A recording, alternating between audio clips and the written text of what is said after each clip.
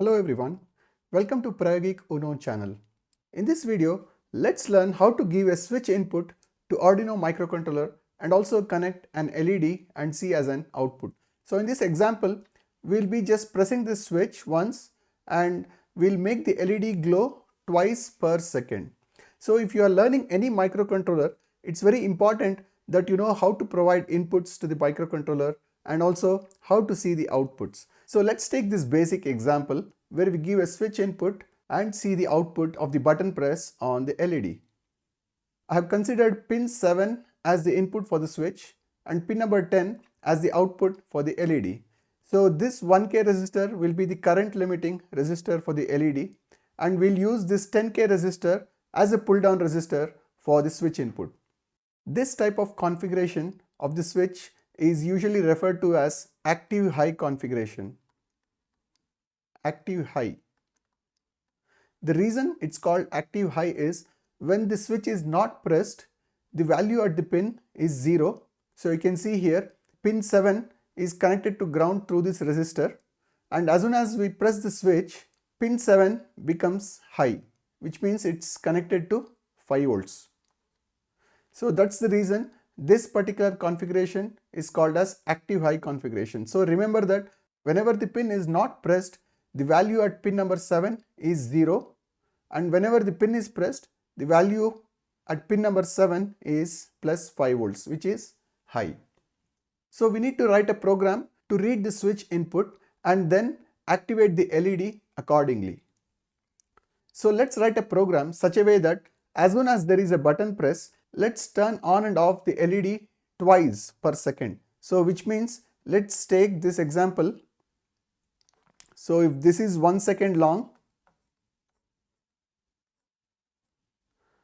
so we need to turn on and off twice. So it should be on here and it should be on here. So what we can do is we can divide 1 second into 250 milliseconds of 4 equal parts, right? And we can turn on for this period and turn off for this particular period. So for every single button press, the LED should turn on and off twice per second. Before we write the program, let's go ahead and make the hardware connections and then move ahead to write the program. As a first step, if you look at the switch, on the opposite sides there are 2 pins here, and on the other 2 sides there are no pins, so it's flat, completely flat. So place the switch on the breadboard so that the pins are on either side of the breadboard. Carefully observe here.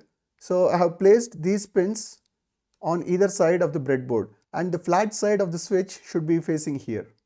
Now let's place a 10K resistor so that one end of the resistor is on the same row as one of the pins of the switch. And now let's connect to the other end of this 10K resistor to the ground. If you refer the circuit diagram here, you can see that one end of the 10K resistor is connected to this switch and the other end to the ground. Let's go ahead and make that connection. Now the next connection in the circuit is the other end of the switch. It has to be connected to plus 5 volts. So let's go ahead and take a wire and connect the other end of the switch to plus 5 volts. Now we need to connect switch input to pin number 7. So let's take a wire and connect from this point of the switch. Carefully observe here, there are 2 points of the switch. So you need to connect pin number 7 to the point where you have connected the resistor.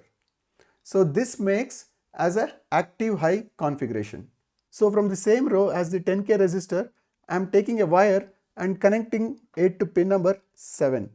So this forms the switch input to the Arduino. So the next connection is we need to connect the LED and the resistor as shown here. So you can see that the cathode of the LED should be connected to ground and the anode of the LED should be connected to 1K resistor. And finally, the 1K resistor should be connected to pin number 10. Let's go ahead and make this connection now.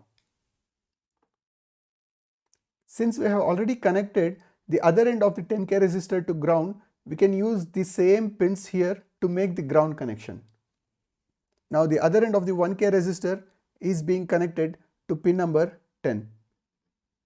So it's always a good practice after you make the hardware connections, just refer back the circuit again and verify whether your connections are as per the circuit.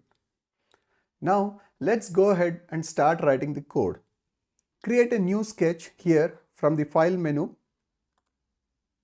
and then you can just save it in a particular folder. Now as soon as you create a new sketch, you can see that two functions are automatically created. So the first one is the setup function and the next is the loop function. So always remember that as soon as you turn on the power to Arduino, setup function is executed only once, and then once it enters the loop function, this part of the code which you write in the loop function will continuously execute until the next power on.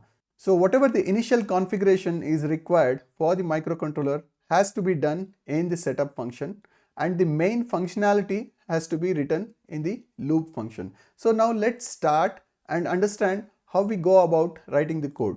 So the first thing is, you know that we have configured pin number 7 as input, right? So the first command would be, we need to configure pin number 7 as input. So for that we'll be using the function called as pin mode and mention pin number 7 as input. So we are telling the microcontroller treat pin number 7 as input. So the next thing is, we need to configure pin number 10 as output since we have connected LED to it. So what we're going to do is, we'll use the same pin mode function but mention pin number 10 as output. So this is just the basic configuration which we are doing in the setup function, right? So now let's go ahead to the loop. So once we enter the loop, so this is where we are going to write the actual functionality of the code. So as soon as there is a button press, we need to turn on the LED twice every second, right? So which means that we need to execute the code only when there is a button press. And how do we know that there is a button press? You can see from the circuit diagram here that whenever there is a button press, then the value at the pin 7 will be high, and if the button is not pressed, then the value at pin number 7 will be low, right? So how we can write this program is, we can put a condition that if pin number 7 is high, then let's turn on and off the LED, else we need not do anything, right? So for that, first we need to read the pin state. For that we are going to use digital read.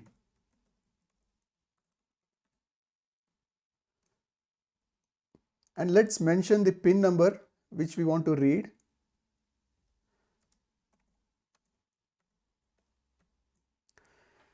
So what I'm doing here is, I have written an if statement, and only when the value at pin number 7 is high, then I would go ahead and blink the LED. Else I would just ignore and do nothing in the code. So this condition checks whether the button was pressed or not. Now once the button is pressed, what we need to do is, we need to turn on the LED, right? So what we are going to do is, we will be using digital write.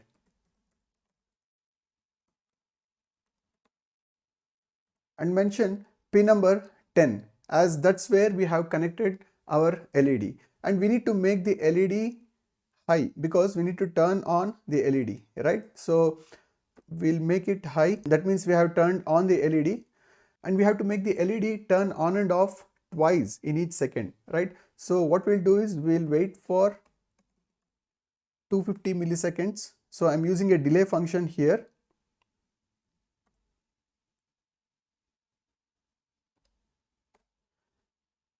So after I use the delay function, then I need to turn off the LED. So I'll just copy paste this and make this as low. So now you can see that as soon as the button was pressed, I'm going ahead and turning on the LED, and I'm waiting for 250 milliseconds, then again turn off, and I just need to repeat this again.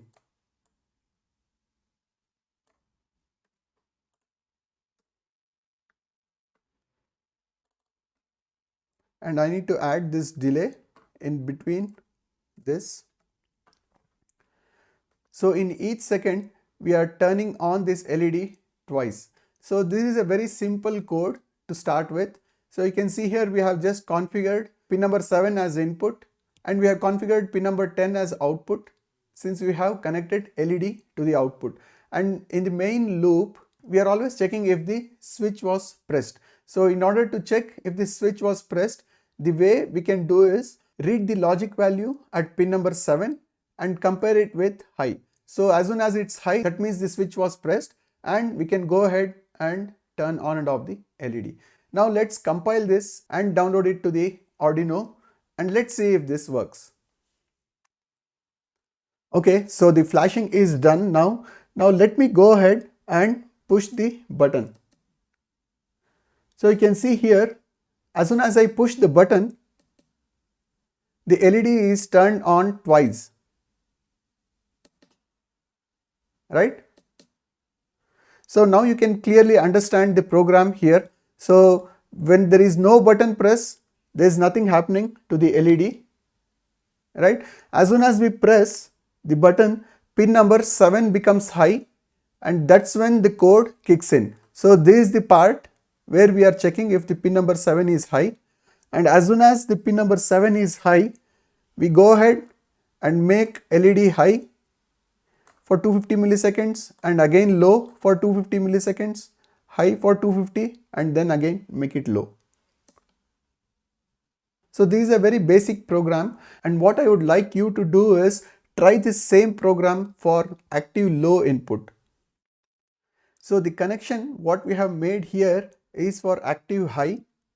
Try to rewrite this circuit diagram to make it active low. So what I mean by active low is, by default when the switch is not pressed, the value at pin number 7 will be high, and as soon as you press this button, the value at this pin number 7 should be low. So just change this particular switch configuration to active low and also modify the code accordingly. By doing this, you will have a better understanding of how to connect switches and also adapt your code accordingly. So that you can take it as an assignment and comment below if you are able to do that. Now if you observe carefully the code what we have written here, there is a serious problem. By using the delay function, we are almost making the microcontroller to do nothing during this time.